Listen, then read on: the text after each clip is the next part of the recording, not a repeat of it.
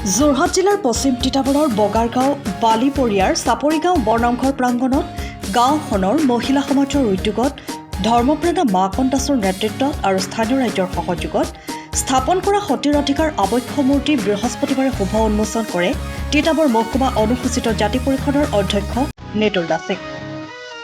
ধৰ্মধ্বজা উত্তোলন নাম প্ৰসংগ কীৰ্তন পাঠেৰে শুভাৰম্ভ হোৱা আবক্ষ মূৰ্তিৰ উন্মোচনী অনুষ্ঠানৰ পাছতেই সমাজ সেৱিকা দীপ্তি হাজৰিকাৰ সভা নেতৃত্বত অনুষ্ঠিত মুকলি সভাত জগন্নাথ বৰুৱা মহাবিদ্যালয়ৰ বুৰঞ্জী বিভাগৰ অৱসৰপ্ৰাপ্ত মুৰব্বী অধ্যাপক ডক্টৰ ইন্দ্ৰেশ্বৰ দাস আৰু তিতাবৰ জিলা সতীৰ ৰাধিকা আইমাতৃ সমাজৰ সভানেত্ৰী তৰুণী দাসে নিৰ্দিষ্ট বক্তাৰূপে ভাষণ প্ৰদান কৰে। আইমাতৃ সমাজৰ দ্বাৰা সতীৰ ৰাধিকা গীতেৰে শুভাৰম্ভ হোৱা আৰু সমাজ সেৱিকা অদিতি দাসে আঁতৰা সভাত অসম অনুসূচিত জাতি পৰিষদৰ সাধাৰণ সম্পাদক দীপাংকৰ হাজৰিকাই বিশিষ্ট অতিথিৰূপে ভাষণ প্ৰদান কৰে। অৱসৰপ্ৰাপ্ত শিক্ষক দেৱেশ্বৰ হাজৰিকা, নৰেন বৰা, ডক্টৰ নিৰ্মল বৰা আদিয়ে অতিথিৰূপে আসন অলংকৃত কৰা সভাত শিল্পী অপূৰ্ব দাসে নিৰ্মাণ কৰা সতীৰ ৰাধিকাৰ আবক্ষ মূৰ্তি স্থাপনৰ গুৰি ধৰোঁতা ধৰ্মপ্ৰাণা মাকন দাস, আবক্ষ মূৰ্তি নিৰ্মাতা শিল্পী অপূৰ্ব দাস, অসম লোকসেৱা আয়োগৰ পৰীক্ষাত সুখ্যাতিৰে উত্তীৰ্ণ নিবেদিতা বৰাক সম্বৰ্ধনা জ্ঞাপনৰ উপৰিও স্থানীয় কৃতি ছাত্ৰ ছাত্ৰীসকলক অভিনন্দন জনায়। ৰাতিলৈ প্ৰাক্তন শিক্ষয়িত্ৰী অভিনেত্ৰী অদিতি দাসে উদ্বোধন কৰা সাংস্কৃতিক অনুষ্ঠান পৰিৱেশনেৰে কাৰ্যসূচীৰ সামৰণি পৰে।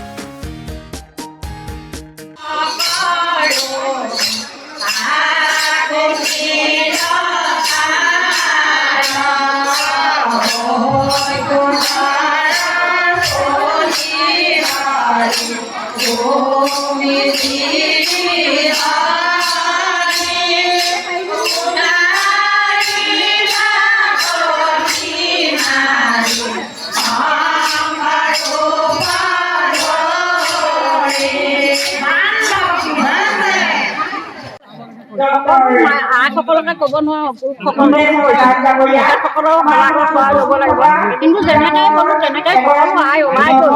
পুৰুষসকলৰ লগতে যোগদান দি পানি পুৰুষে ধন পুৰস্কাৰ আমিও পাইছিলোঁ। গতিকে সেই পইচা লৈ পানি আমাৰ আইসকলে সকলোৱে আহি পানি এই মূৰ্তিগৰাকীক আমি ইয়াত স্থাপন কৰিলোঁ। সেই স্থাপনতে আজি আইসকলে সকলোৱে আহি পানি ইয়াত এই সেৱাভাগত কৰিছেহি, যাতে এই সকলোৱে যাতে আগবাঢ়ি যাব পাৰে, মই ইয়ালৈকে ধন্যবাদ জনাইছোঁ। এটা বহুত গৌৰৱৰ বিষয়। আমাৰ তিতাবৰ বগাৰগাঁও চাপৰি মহিলাসকলে দীৰ্ঘদিন এটা আশা সপোন মনত পুহি ৰাখিছিলে যে আমাৰ গুৰুজনাই সতীৰ স্বীকৃতি দি থৈ যোৱা যিগৰাকী মহিয়সী নাৰী সতী ৰাধিকা, তেওঁৰ এটা প্ৰতিমূৰ্তি স্থাপন কৰিব। সকলোৰে সহযোগত শুভাকাংক্ষী আমাৰ গাঁৱৰ বা বিভিন্ন ঠাইৰ বিভিন্নজনৰ সহযোগত আজি সেই কামটো সম্পূৰ্ণ হৈ উঠিল। আৰু আমাৰ এই কামটো সম্পূৰ্ণ কৰাত প্ৰতিমূৰ্তিটো এটা সুন্দৰ ৰূপ দিয়াত আমাৰ গাঁৱৰ যুৱক অপূৰ্ব এটা বৰ সুন্দৰ নিদৰ্শন আমালৈ দাঙি ধৰিলে। এই প্ৰতিমূৰ্তিটো সুচাৰুৰূপে সম্পাদন কৰিবৰ কাৰণে বিভিন্নজনে আমাক বিভিন্ন ক্ষেত্ৰত সহায় সহযোগিতা দিহা পৰামৰ্শ দিছিল। সকলোকে আমি এই আপাহতে আমাৰ তিতাবৰ বগাৰগাঁও চাপৰি চুকৰ সতী ৰাধিকা আই মাতৃ সমাজৰ ফালৰ পৰা আন্তৰিক কৃতজ্ঞতা আৰু ধন্যবাদ জ্ঞাপন কৰিছোঁ।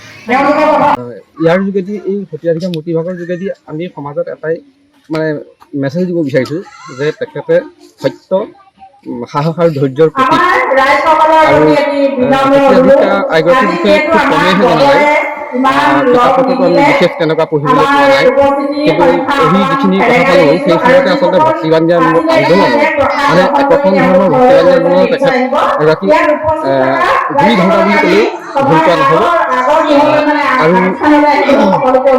আইগৰাকীৰ বিষয়ে বৰ্তমান সমাজৰ যি পৰিস্থিতি, সেই পৰিস্থিতি কিন্তু আইসকলৰ যেনেধৰণে আগবাঢ়িব লাগে, যেনেধৰণে নতুন প্ৰজন্মক আগবঢ়াই নিব লাগে, এই ক্ষেত্ৰত কিন্তু এখেতৰ আদৰ্শ আৰু জীৱন দৰ্শন কৰাটো নিতান্ত প্ৰয়োজন বুলি মই ভাবোঁ। যিহেতু আপুনি জনাইছে গোটেই সময়টো গোটাবলৈ গ'লে 1.5 মাহমান সময় লাগিছে। এনেতো আমি আধাকে প্ৰায় 1 বছৰ দিন কামটো অলপকৈ কৰিছিলোঁ। মোৰ ব্যয় কিমান হ'ল? এই অৰ্থটো আচলতে কি আমি পাৰিশ্ৰমিক নোহোৱাকৈ কামভাগ কৰিছোঁ, যিহেতু আমাৰ নিজৰ গাঁৱৰ কাম। এতিয়াও ধৰক 1.5 লাখ টকা আমাৰ ব্যয় সাপেক্ষে তাৰোপৰি আৰু কৰেঞ্চি খৰচ আছেই।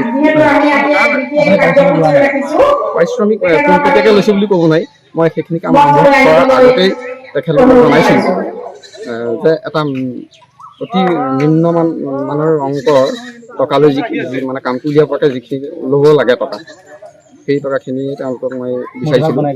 মোটামুটি বিচাৰিছিলোঁ, বনাই হৈ গ'ল। আৰু ইয়াত আইসকলেও যথেষ্ট কষ্ট স্বীকাৰ কৰিছে এই ক্ষেত্ৰত কাম সফল কৰাৰ।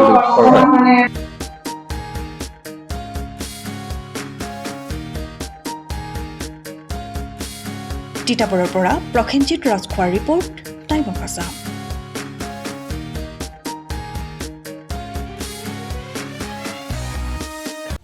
সময়ৰ খবৰ সময়ত পাবলৈ ফ'ল' কৰক টাইম অফ আছাম।